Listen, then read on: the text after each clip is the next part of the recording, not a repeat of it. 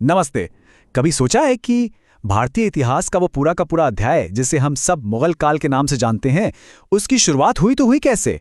आज हम ठीक उसी कहानी की जड़ तक जाएंगे और समझने की कोशिश करेंगे कि ये मुगल आखिरकार भारत आए ही क्यों थे। तो सवाल सीधा है, मुगल भारत आए क्यों थे? क्या ये सिर्फ दौलत का लालच था या फिर कोई ऐसी मजबूरी थी जिसने उन्हें यहाँ आने पर मजबूर कर दिया? चलिए मिलकर इस गुत्थी को सुलझाते हैं। अच्छा, तो सबसे पहले ये समझ लेते हैं कि ये मुगल थे कौन। असल में ये सेंट्रल एशिया के योद्धा थे और कोई ऐसे वैसे योद्धा नहीं। इनकी रगों में दो सबसे महान विजेताओं का खून दौड़ता था, एक तरफ तैमूर और दूसरी तरफ चंगेज खान। और मजे की बात सुनिए, ये जो शब्द है मुगल, ये असल में मंगोल से ही निकला है। तो इस पूरी कहानी का मेन कैरेक्टर कौन है? वो है बाबर। लेकिन जब कहानी में बाबर की एंट्री होती है तो वो कोई बहुत बड़ा विजेता नहीं है, बिल्कुल नहीं, बल्कि वो एक ऐसा राजकुमार है जिसके सर पर ताज तो है पर पैरों के नीचे राज करने के लिए जमीन नहीं है। तो बाबर की कहानी की शुरुआत होती है सेंट्रल एशिया की एक बहुत ही छोटी सी रियासत फरगना से।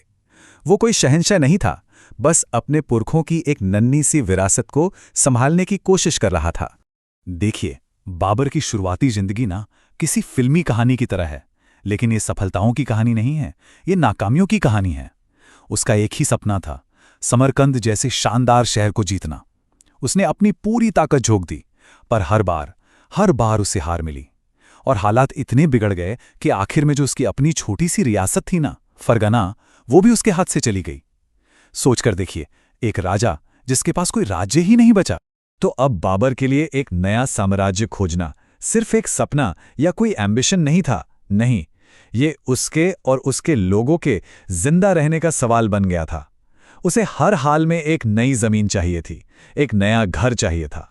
और जब सेंट्रल एशिया में बाबर के लिए सारे दरवाजे बंद हो गए ना, तो उसकी नजर घूमी पूरब की तरफ और वहां उसे एक उम्मीद की किरण दिखाई दी, और वो किरण थी हिंदुस्तान।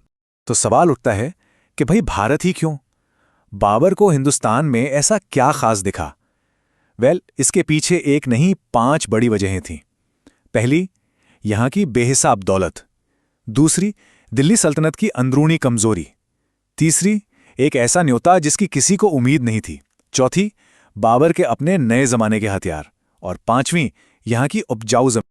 तो सबसे पहली और शायद सबसे बड़ी वजह थी दौलत। उस जमाने में भारत को ऐसे ही सोने की चिड़िया नहीं कहते थे, ये कोई मजाक नहीं था। यहां के सोने, मसालों और रेशम के किस्से तो दुनिया के कोने कोने में मशहूर थे। और बाबर ये बात अच्छी तरह जानता था कि अगर ये खजाना उसके हाथ लग गया ना, तो वो दुनिया के सबसे ताकतवर बादशाहों की कतार में खड़ा हो जाएगा। दूसरी वजह थी दिल्ली की सियासत।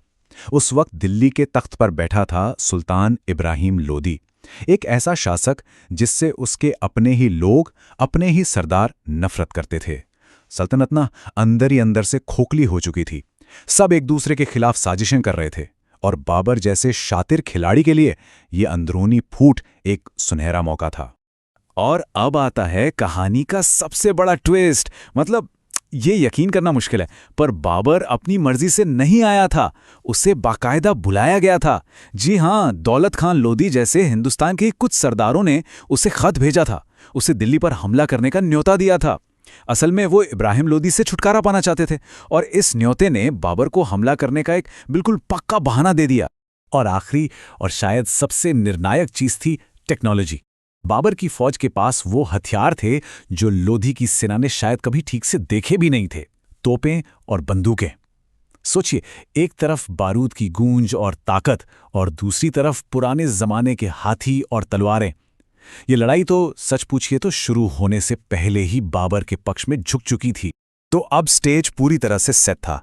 एक तरफ अपना सब कुछ हार चुका बाबर, जिसके पास थे नए जमाने के हथियार, और दूसरी तरफ दिल्ली की अमीर लेकिन अंदर से बिखरी हुई सल्तनत। अब बस एक टक्कर होने बाकी थी, एक ऐसी लड़ाई जो हिंदुस्तान का मुकद्दर हमेशा के लिए लिखने वाली थी। और वो साल था 1526, एक तारीख जिसने इतिहास का पूरा रुख ही मोड़ दिया। 1526, पानीपत का मैदान, यहीं पर इतिहास लिखा गया।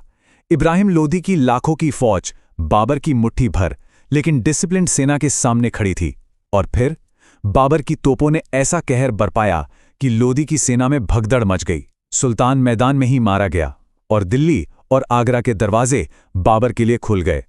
हिंदुस्तान में मुगल राज की शुरुआत हो चुकी थी। लेकिन सुनिए, पानीपत की जीत सिर्फ एक लड़ाई का अंत नहीं थी। नहीं, ये तो एक नए युग की, एक नए दौर की शुरुआत थी। एक ऐसे साम्राज्य का जन्म जो अगले 300 सालों तक हिंदुस्तान की तकदीर लिखने वाला था। देखिए, बाबर ने तो बस नींव रखी थी। इस साम्राज्य को असली शक्ल दी उसके पोते अकबर ने, जिसने अपनी नीतियों से पूरे हिंदुस्तान को एक धागे में पिरो दिया। फिर आया शाहजहां का दौर, जिसने ताजमहल जैसी शानदार इमारतें बनवाकर मुगल कला को हमेशा के लिए अमर कर दिया। लेकिन औरंगजेब के बाद यह विशाल साम्राज्य कमजोर पड़ने लगा और आखिरकार 1857 में आखिरी मुगल बादशाह बहादुर शाह जफर के साथ इस शानदार कहानी का अंत हो गया। पर हाँ, ये सफर कोई फूलों की सेज नहीं था, बिल्कुल नहीं। बाबर के बेटे हुमायूं को तो शेरशाह सूरी ने हराकर हिंदुस्तान से ही बाहर खदेड़ दिया था। इससे पता चलता है कि शुरुआत में मुगलों की पकड़ कितनी ज्यादा नाजुक थी। इस डगमगाते हुए साम्राज्य को अगर किसी ने चट्टान की तरह मजबूत बनाया तो वो थे अकबर। उन्होंने सिर्फ जंगें ही नहीं जीती, बल्कि एक ऐसा एडमिनिस्ट्रेशन बनाया, ऐसी पॉलिसीज अपनाई जिसने अलग अलग धर्मों के लोगों को एक साथ लाकर खड़ा कर दिया और मुगल सल्तनत को सही मायनों में हिंदुस्तान का साम्राज्य बनाया। पूरे 300 साल। जरा सोचिए, पानीपत की वो एक दिन की लड़ाई, और उसने एक ऐसे साम्राज्य को जन्म दिया जो 3 सदियों तक कायम रहा।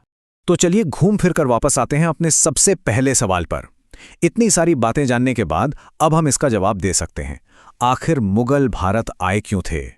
देखिए, इसका जवाब किसी एक शब्द में नहीं है। ये कई चीजों का एक ऐसा तूफान था जिसमें सब कुछ एक साथ आ गया। बाबर की अपनी मजबूरी, हिंदुस्तान की दौलत का लालच, दिल्ली की कमजोर सियासत, घर के भेदियों का दिया हुआ न्योता और इन सबसे बढ़कर बाबर की तोपों की ताकत। जब ये सारी चीजें एक साथ मिली तो इतिहास ने एक नई करवट ले ली। और आखिर में हम इसी एक सोच के साथ इस बात को खत्म करते हैं। ये कितनी हैरान करने वाली बात है ना, कि एक हारा हुआ राजकुमार, एक ऐसा शासक जो अपनी जमीन तक गंवा चुका था, वो सही समय पर सही मौका पाकर 300 साल तक चलने वाले एक महान साम्राज्य की नींव रख देता है। ये कहानी है हार की, ये कहानी है मौके की, और ये कहानी है एक ऐसी विरासत की जिसे आज भी याद किया जाता है।